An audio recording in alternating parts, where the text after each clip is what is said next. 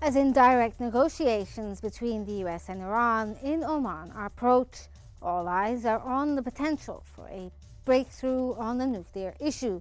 While US President Donald Trump has warned of military action, Iran insists on a diplomatic path free of coercion or pressure. Both sides standing firm on their terms of negotiations. What will this weekend's talks bring? Can both sides agree on a nuclear deal that could reshape the regional security and international relations? We'll discuss this a lot here on In Depth. Thank you for joining us. I'm Ram Morsi.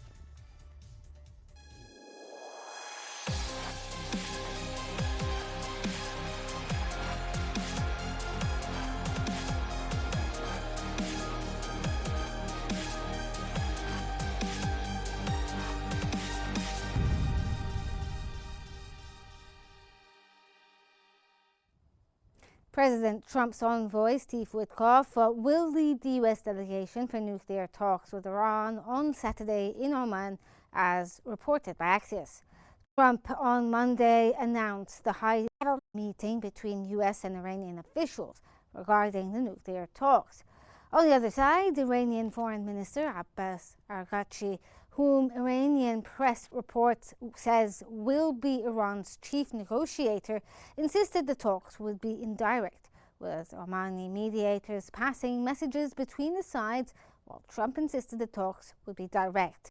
Additionally, Trump kicked off the nuclear diplomacy last month with a letter to Iranian Supreme Leader Ali Khamenei, in which he gave Tehran 2 months to make a deal without actually saying when the clock would start ticking.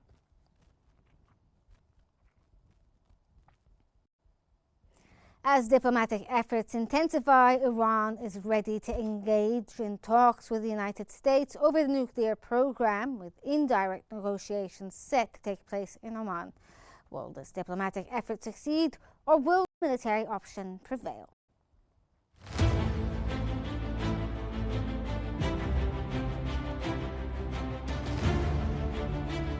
Iran and the United States are preparing for indirect negotiations regarding Iran's nuclear program, with talks set to take place this weekend in Oman, as announced by U.S. President Donald Trump during his meeting with Israeli Prime Minister Benjamin Netanyahu. Iranian Foreign Minister Abbas Araghchi stated that Tehran is committed to engaging in earnest discussions, but only if the U.S. drops its threat of military action. He added that the talks would be indirect to avoid undue pressure. While Trump has warned that failure to reach an agreement could place Iran in grave danger, Iran remains firm in its stance, insisting that any talks must be conducted without coercion or the looming threat of military action. Iran's nuclear activities have raised significant concerns, but Iran insists that its program is peaceful and not intended to develop nuclear weapons. Tensions have been further exacerbated by the U.S. harsh sanctions, which have placed immense strain on Iran's economy. With Israeli pressure on the U.S. to take a hard-line stance, it remains to be seen whether both sides can overcome these barriers and reach a compromise during the talks. The world is now watching closely as these pivotal talks begin. Success or failure could alter the course of regional security and international relations. To help us analyze the meetings, we're joined from Cairo by Ali Atif, the Iranian affairs expert, and joining us from Pennsylvania is Mr. Melik Francis, a political analyst and a member of the Republican Party. Thank you both for joining us here on In Depth. Thank you. Let me start off with Mr. Atif. Iran has expressed a preference for indirect negotiations with the United States. How significant is this request, and why does Iran insist on this format after Trump said that the talks are going to be directly held with Iran? Hello. Hello. Yeah. Good evening.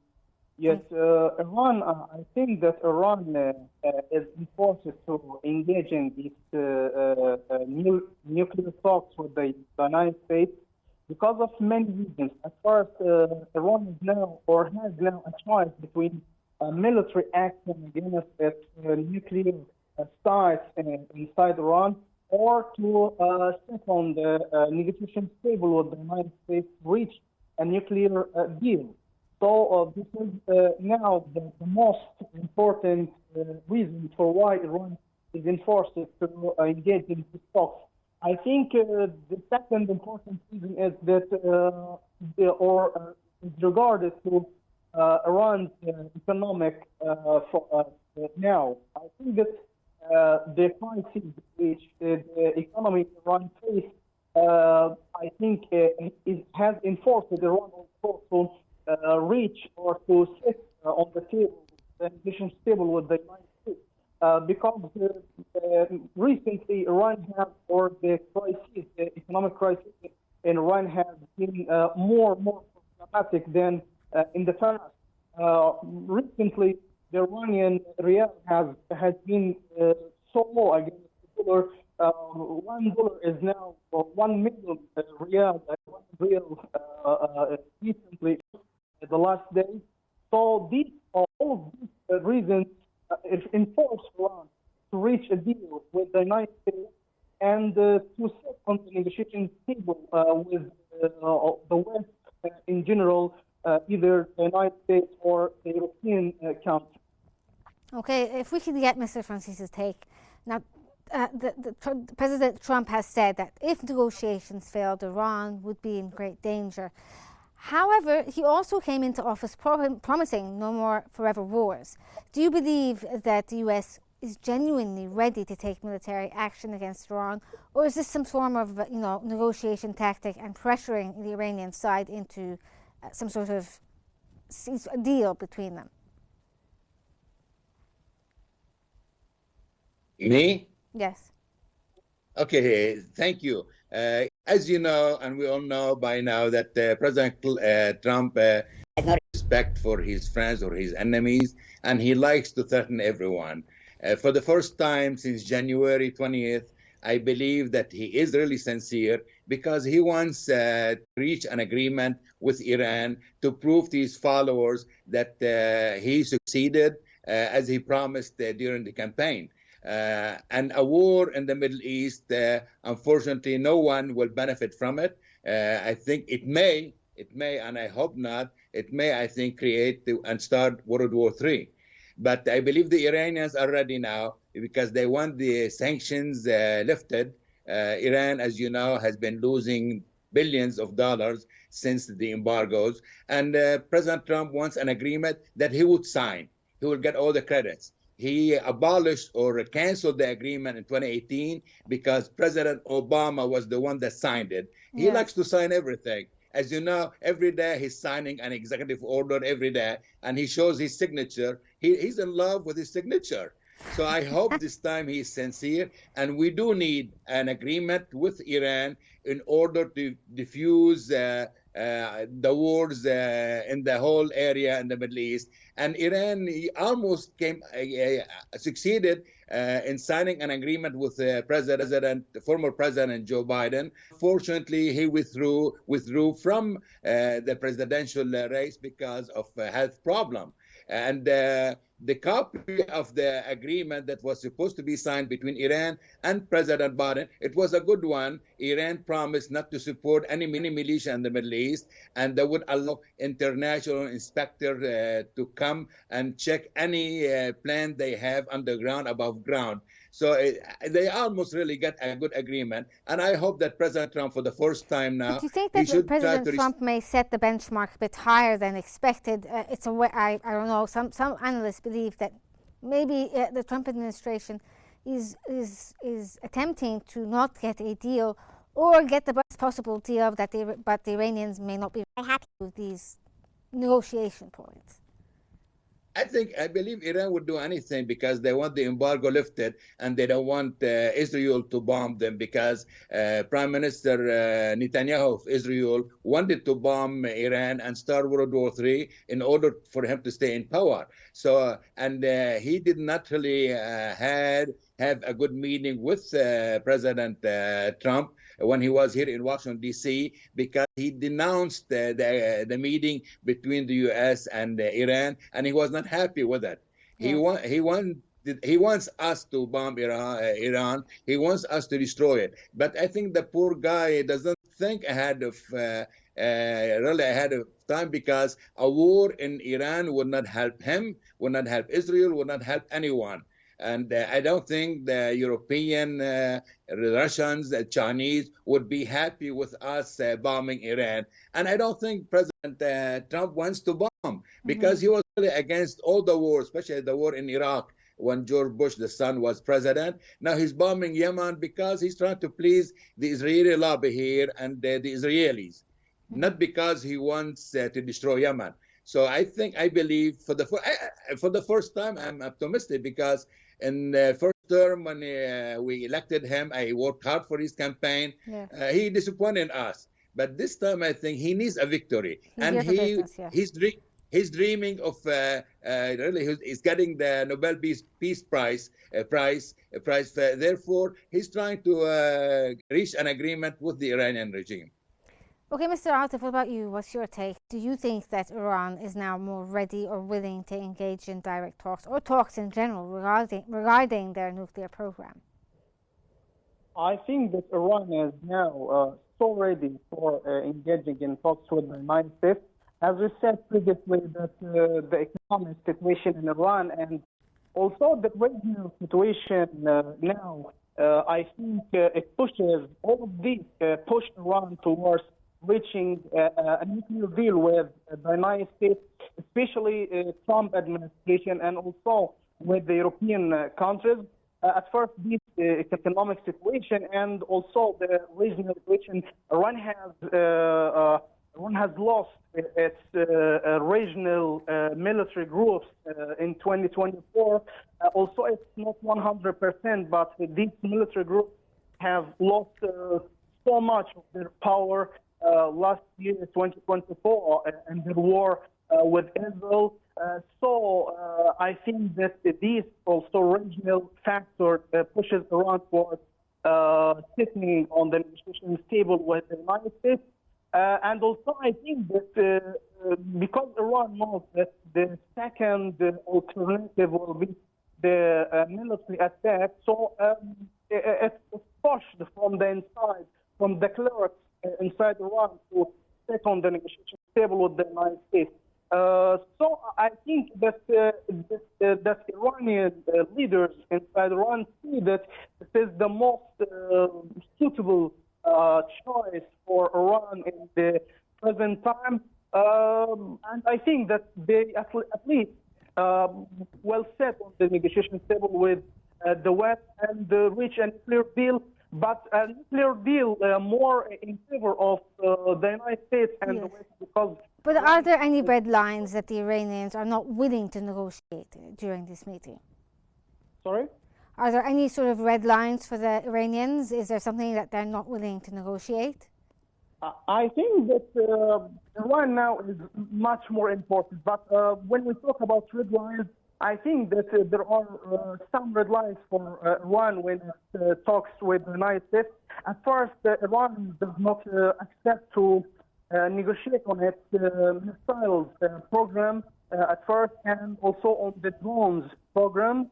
Iran does not accept this, and Khamenei has declared this so many times in the last years. And this was one of the most important reasons why the negotiations with Joe Biden administration had stopped in 2022, in September 2022. So I think these are the most important red lines when we talk about how to talk with the West and the United States in the coming days. Okay, Mr. Francis, now you touched slightly on the role of the Israelis when it comes to these negotiations or the policies towards Iran. But if you could further expand on it, what role will they play in shaping the US policy when it comes to Iran? And could they somehow influence the negotiations themselves? Especially on the nuclear program.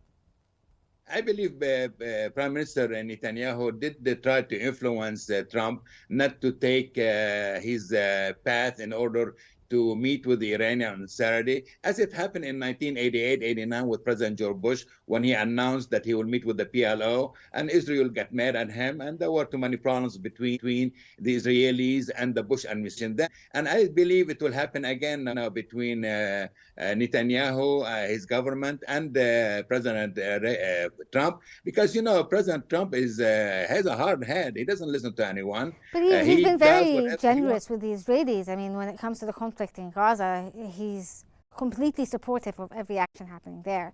How is it going to change when it comes to the Iranians? Or is it because the Iranians are a bigger target, I suppose, more difficult? Unfortunately, Gaza is different because nobody cares about the suffering of the poor Palestinian people. The Israelis are starving the children and the women to death, and nobody cares, unfortunately. Gaza now, or the Palestinians, don't have any friends, only Egypt maybe and Jordan, the only two friends they have, and Hezbollah and Lebanon. But Iran is different. Iran is a friend with Russia, with China, with other nations. So we're in a different ball game here with the Iranians. And the Iranians are very strong. They have strong military system, and they have their ballistic missiles. When Iran sent a few missiles to Israel a few months ago, it was a game, really. It was not. They did not send their missiles, the ballistic one they have, and because I believe Trump wants peace. He wants to have accomplished an agreement with the Iranian regime, because he needs a new market now. With his tariffs, it's going. Hopefully, it started a trade war all over the world, and it's going to cost us here in the United States trillions. In the past week, the stock market lost up to $6 trillion.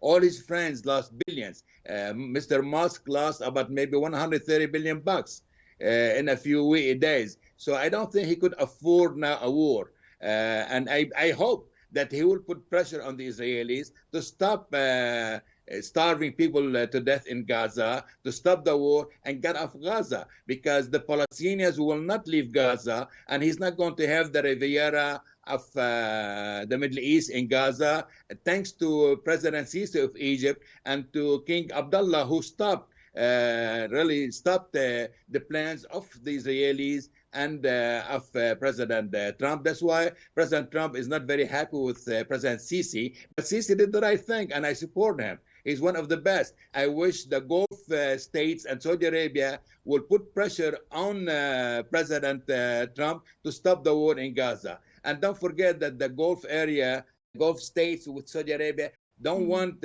Trump to start a war with Iran, because Trump needs the trillions that they are going to give him here to invest in the United States. So therefore, I don't believe Trump will start a war or will attack Iran. He will try his best. Yes, Israelis will try to stop him. They may bomb an American embassy or whatever and blame the Iranians for it, as they did in 1988 with the Pan-American flight, and we blamed the Libyans, but it was the Israeli Mossad behind it, unfortunately. Okay, Mr. Asif, if we can get your take now. I know you've said that the Iranians are very willing to, negotiate simply to have some sort of sanctions relief. But do you think that Tehran is ready for an agreement, or is this a sort of stalling tactic to buy more time? No, I think that this time that Iran is ready for getting in a nuclear deal with the West. I think that Iran has been sure that the West will not wait too long for Iran to build its nuclear bomb. And also we must take into consideration the Israeli factor that Israel also will not wait for Iran to build a nuclear weapon. Also, Netanyahu had said yesterday that Israel will not wait too long to let Iran build a nuclear bomb. So I think this time is real, or the real time, or the real chance for all the factors to reach a nuclear deal for Israel and the United States, the West, and Iran to reach a deal. So I don't think that it's a tactic from Iran to sit on the negotiating table with the West this time, but I think this time is real, and actually all of them want to reach a deal. All of these factors, the West, the United States, the European countries, and Israel will not let Iran build a nuclear bomb. And we must also take into consideration that Iran has a low level, or sorry, high of uranium enrichment. It has reached these levels in the last month. So Iran has reached a level that it can build a nuclear bomb. I think it needs 90% enrichment uranium. So the West will not let Iran build the nuclear bomb. So all of these factors will set on the negotiation table, reach a deal in the next month or the next week. Okay, if they do reach a deal, what does this mean for the Iranians, other than sanction relief? What does this mean for the region, and what does this mean for them when it comes to the international community? Sorry? I believe that Iran is going to benefit a lot from an agreement with the U.S. because it has money frozen all over Europe and here in the United States. And the embargo did affect negatively the Iranian market. And the Iranian people, I think, cannot survive in a war state all the time. So they are looking forward for an agreement with President Trump here, and they will agree not to pursue nuclear weapons, and they would allow international inspectors to inspect their plans, and they will stop helping militias in Lebanon and Syria. That they are done in Lebanon and Syria. Now they still have maybe influence in Iraq and in Yemen, and they withdrew their officers from Yemen, as I heard about a week ago. So I think, and the state, as I said, and Saudi Arabia want peace, they don't want war in their neighborhood. So therefore, Iran will benefit a lot from an agreement signed with the U.S., and Trump will declare victory, and he will dream of getting the Nobel Peace Prize.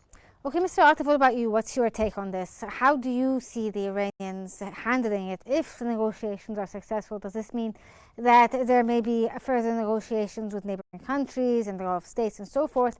And what does it mean for the Iranians, I suppose, when it comes to dealing with Europe and America later in the future? I believe. Oh, go ahead, sir. Sorry. Yes. Yeah, Mr. Atif, please go ahead. Yes.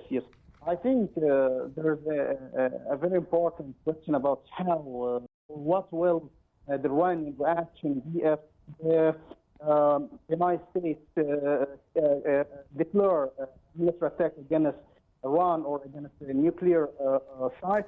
I think that if the negotiations fail, I think that the alternative will be the military action against Iranian nuclear sites.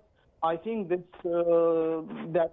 Mr. Trump and also Netanyahu have made it clearly that another option or choice will be the military action against Iranian sites, nuclear sites. So this is the reason why I think greatly that all of these factors or parties will reach a nuclear deal in the next week. Iran will, I think that Iran seeks a situation that its economy and the state itself is not destroyed by the United States and Israel. I think that Iran itself will not let or give or will not give Israel and the United States the chance to change the regime in Iran itself. So this is another factor that we think, or I think that the change of regime in Iran is possible if Iran rejects to engage in talks or diplomatic talks with the United States and the West. So in general, I think that all of these parties will sit on the negotiation table in the next days. Also, we must see that Oman talks on Saturday, next Saturday, is a very good beginning. Clear talks between all of these parties. I think that Oman talks will be the first round of talks or real round of talks between these parties, and it will be very strict for all of parties because all of them will offer their conditions or their conditions for the negotiations in the next. Okay, thank you so much. But we're out of time, so I thank you both so much. That was Adi Atif, the Iranian affairs expert, and Mr. Malik Francis, a political analyst and a member of the Republican Party. Thank you both for joining us here. This brings us to the end of today's episode of In Depth. Thank you for joining us, and stay tuned for more updates here on Qnews. I'm Mohammed.